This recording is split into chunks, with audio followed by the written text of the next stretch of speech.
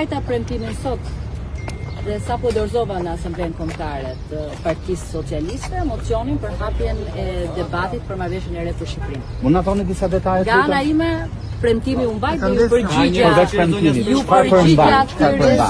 kryetarit. Përmbajtja Nuk është vetëm një dokument i imi, është i hapur për të gjithë anëtarët e Partisë Socialiste. Ja kam drejtuar kryetarit Partisë Socialiste, ja kam drejtuar dhe kryeministrit, Asamblesë Kombëtare dhe çdo anëtar i Partisë Socialiste, po do jetë i hapur edhe për publikun, sepse një marrëveshje për Shqipërinë nuk mund as të hartohet në 1 apo 2 apo 10 individ, po të duhet të shpreh vullnetin e shumicës, jo vetëm të antarësisë, po dhe të shoqërisë shqiptare që në këtë moment patjetër kërkon më shumë përfaqësim, kërkon më shumë demokraci, kërkon më shumë drejtësi shoqërore, kërkon një marrëdhënie më të drejtë midis shtetit dhe qytetarit, një model ekonomik që i përgjigjet nevojave dhe sidomos të rinjt, të cilët janë edhe në pararoj gjithmonë të kërkesave për ndryshim, janë ata që presin më shumë nga ne dhe unë kam të gjithë besimin që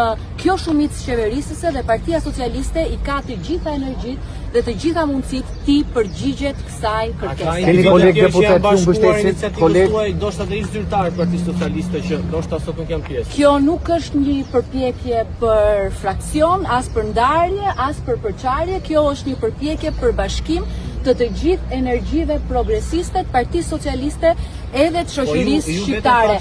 Ne duhet t'i përgjigjemi qytetarëve, jo me arrogancë, po me përullësi, duke i dëgjuar dhe duke i kanalizuar në rrugë edhe institucionale kërkesat e tyre.